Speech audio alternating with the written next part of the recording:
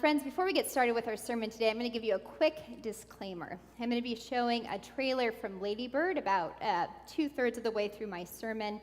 And the clip does have a couple of sexual references in it and uses some words you probably have heard before, but maybe not in church. And so if you want to take a moment to get a glass of water or walk around for about 2.5 minutes, you're welcome to. I see some people whose mouths have dropped open, other people who are leaning forward a little bit, so this is a good sign. But just know there'll be a pause, and then we'll show the clip and continue on. So our scripture reading today comes from Ephesians, which is in the New Testament. I'm going to invite you to grab the blue books in your pews. Those are our Bibles.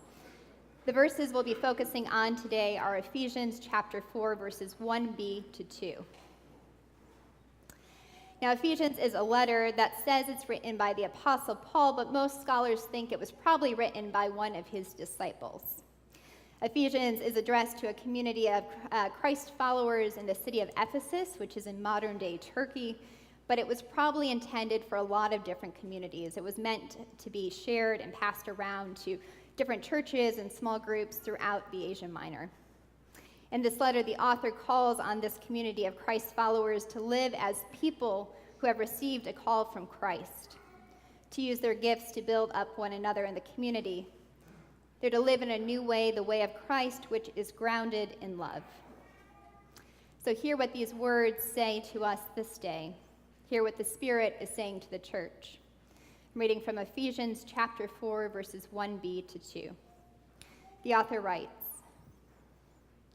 I encourage you to live as people worthy of the call you have received from Christ. Conduct yourselves with all humility, gentleness, and patience. Accept each other. Accept each other with love. This is the word of the Lord. When Paul said we were doing a sermon series on God and cinema, I was a little nervous. I have to confess, I only go to the movies for the popcorn and the previews. And when I say I go to the movies, I mean maybe once a year. I rarely go to the movies except when I'm with family, with my parents and my younger brother, Mark. We usually go during the holidays when we're all gathered back together. Christmas is actually one of our favorite times to go to the movies. When I was growing up, movies were part of our Sunday routine. Sunday mornings were for church, and Sunday afternoons were for the movie theater. Now, I can't tell you a lot about the movies we saw together as a family. They've all kind of blended together. Same with the Sunday sermons, they've kind of blended together too. What I can say is that I remember the Sunday experience. Getting ready for church in the morning, and then heading to the movies in the afternoon. These two parts of the day could not have been more different. For my family, getting ready for church on Sunday mornings was often the most stressful part of the week. Trying to get all of us dressed, clean, and on time to worship was a monumental task. As a teenager, my goal on Sunday mornings was to sleep in as long as possible. My younger brother, Mark, his goal was to wear the same shirt he'd worn the day before, preferably not having it been washed. My mom was always busy ironing shirts and dresses at the last minute, and my dad would be upstairs on the computer trying to print off the announcement he was to read in church, cursing at the printer under his breath. We were the perfect Christian family on a Sunday morning. My mom's constant refrain was, "Get to the car now, we're late." It is a miracle that my family made it to church each week alive, that we made it to church at all. There were a lot of expectations about church.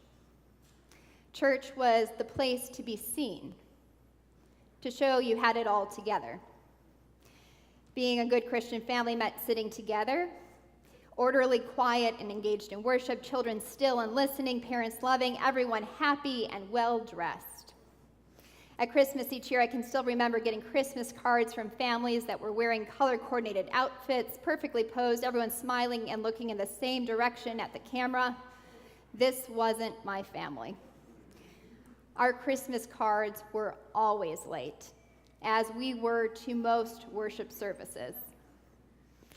As soon as church was done on Sunday mornings, my brother and I would drag my parents away from whatever volunteer opportunity they'd signed up for so we could head to the movies and get there on time. The ride to the movies on Sunday afternoons was completely different than the ride to church in the mornings. We were all more relaxed and more comfortable. It was a chance to slow down and to be with one another, to figure out what movie we were going to see together.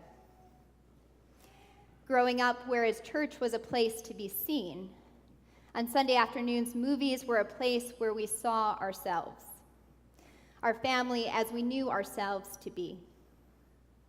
Movies on Sunday afternoons were often better recognizing the realness, the rawness, and our quirks, our strengths, and our struggles. Seeing these families together on the big screen reminded us that we weren't alone. Struggling as a family and trying to figure out life together, it wasn't just us.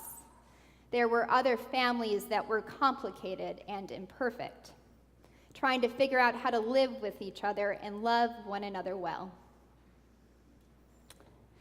If I were to name my family's favorite movie genre, it would be dysfunctional family comedies.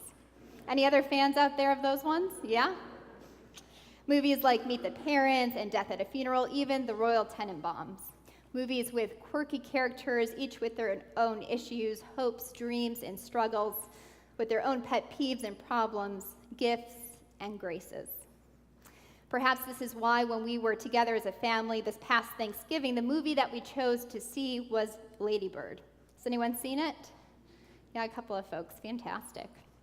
So Lady Bird is a coming-of-age film that focuses on Christine, who prefers to be called Lady Bird, as she goes through her senior year of high school.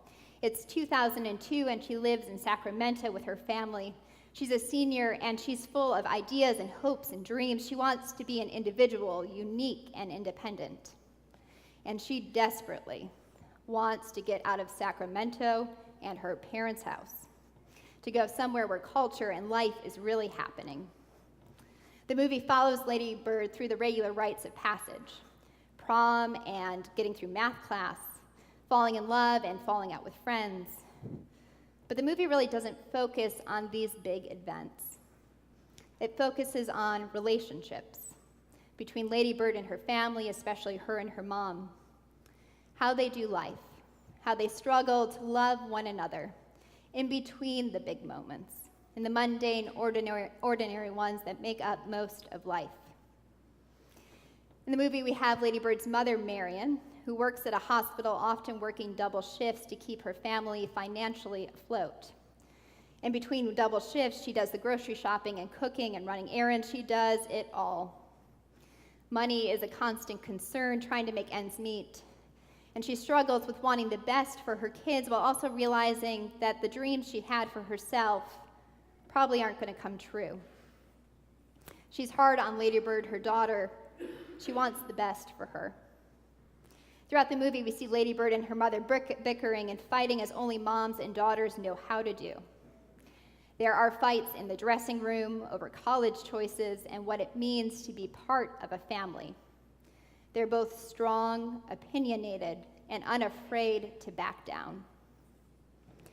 Lady Bird's dad is a calm and caring presence.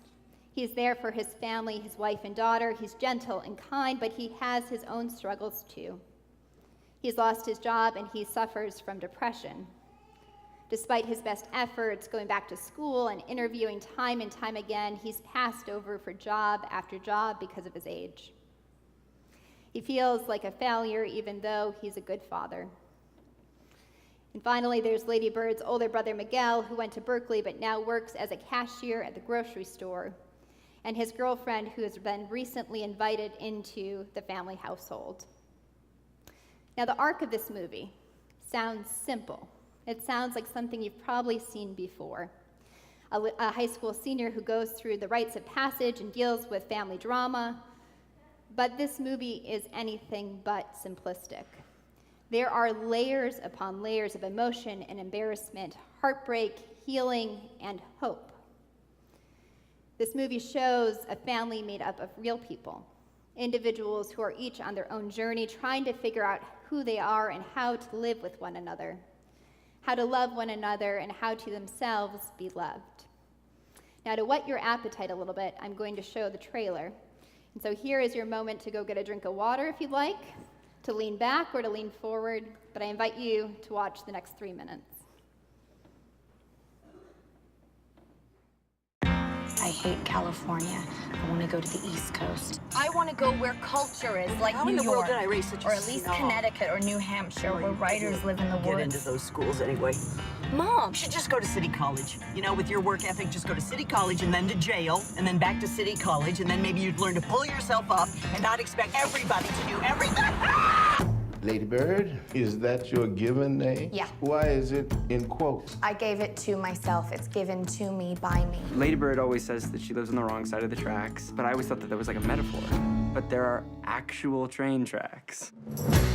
What she did was very baller. It was very anarchist. Put the magazine back! She has a big heart, your mom. She's warm, but she's also kind of scary. You can't be scary and warm. I think you can. Your mom is. So, you're not interested in any Catholic colleges? No way. I want schools like Yale, but not Yale because I probably couldn't get in. You definitely couldn't get in. Does Mom hate me? If you're tired, we can sit down. I'm not tired. You were dragging your feet. You are so infuriating. Please stop yelling. I'm not yelling. Oh, it's perfect. You love it. You both have such strong personalities. When is a normal time to have sex? You're having sex? I'm ready. Just wanted it to be special. Why? You're gonna have so much unspecial sex in your life. We're afraid that we will never escape our past. Whatever we give you, it's never enough. It's never enough. It is enough. We're afraid of what the future will bring. We're afraid we won't be loved. you can't do anything unless you're the center of attention. We won't be liked. Yeah, well, you know your mom's tits, they're totally fake. She made one bad decision at 19. 2 bad decisions. And we won't succeed. I want you to be the very best version of yourself that you can be.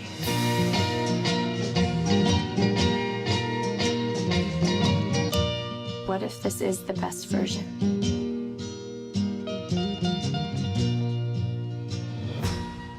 What I'd really like is to be on Math Olympiad. But math isn't something you're terribly strong in. That we know of yet.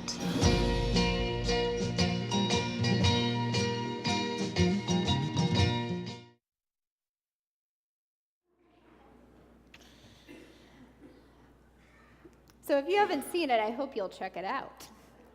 So by the end of the movie, seeing this as a family, we were all in tears. My mom, my dad, my brother, my soon-to-be sister-in-law, and my aunt and cousin who joined us. And when the lights came on and we looked around the theater, you could see that other people had been crying too.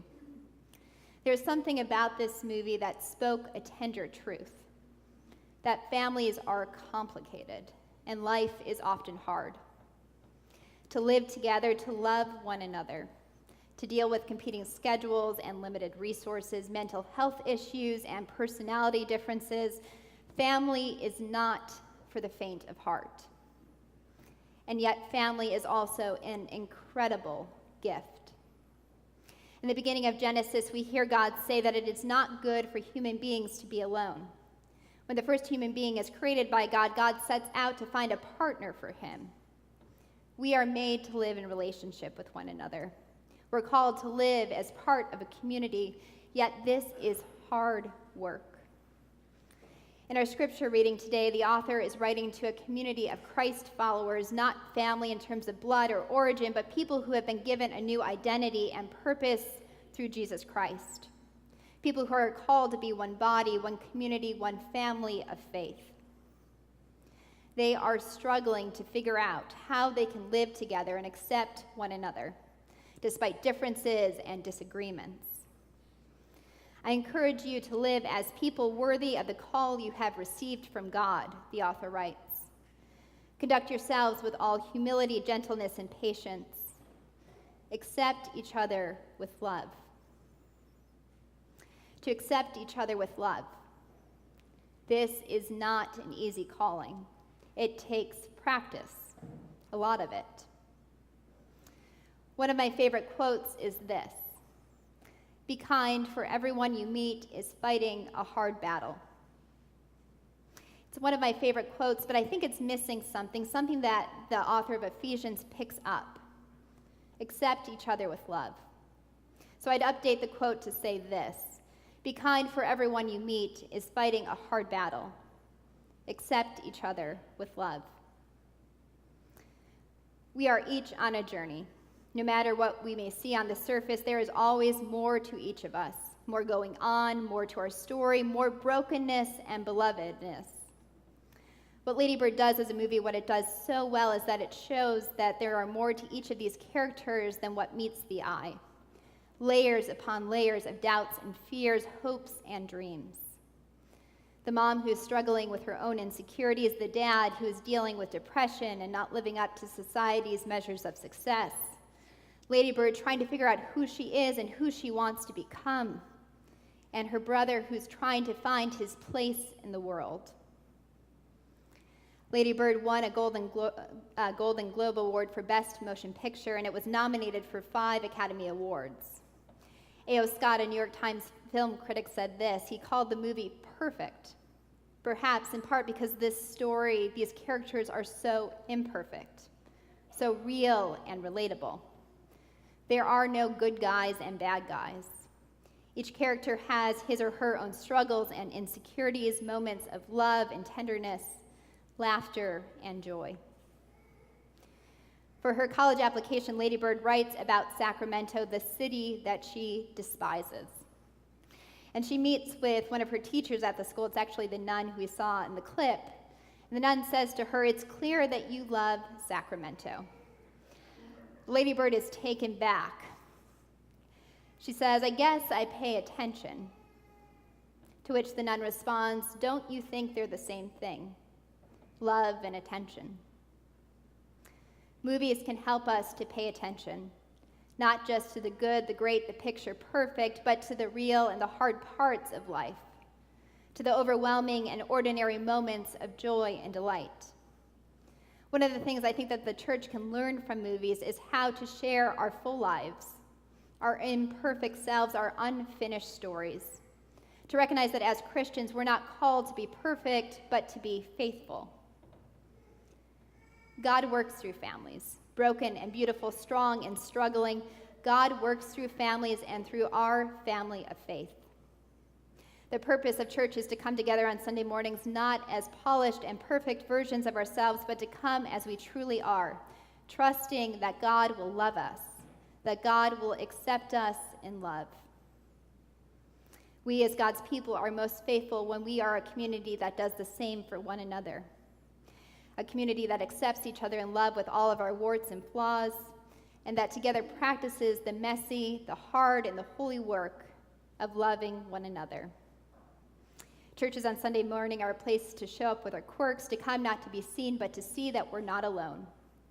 They're a place for us to learn to pay attention, to learn to love. So friends, be kind, for everyone is fighting a hard battle. Accept each other with love. May it be so. Amen. So for our time of reflection, rather than showing another clip from the movie, because I don't want to spoil it too much, we're actually going to be playing one of the songs from the movie, which is Alanis Morissette's Hand in My Pocket. If you grew up in the early 2000s, you'll recognize it. And if you are hearing it for the first time, the lyrics will be up on the screen.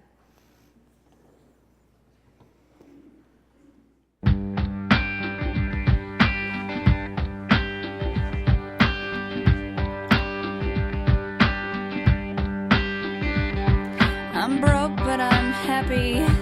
I'm poor, but I'm kind. I'm short, but I'm healthy, yeah. I'm high, but I'm grounded. I'm sane, but I'm overwhelmed. I'm lost, but I'm hopeful, baby. And what it all comes down to is that everything's gonna be fine, fine, fine. 'Cause I've got one hand in my pocket and the other one is giving a high five.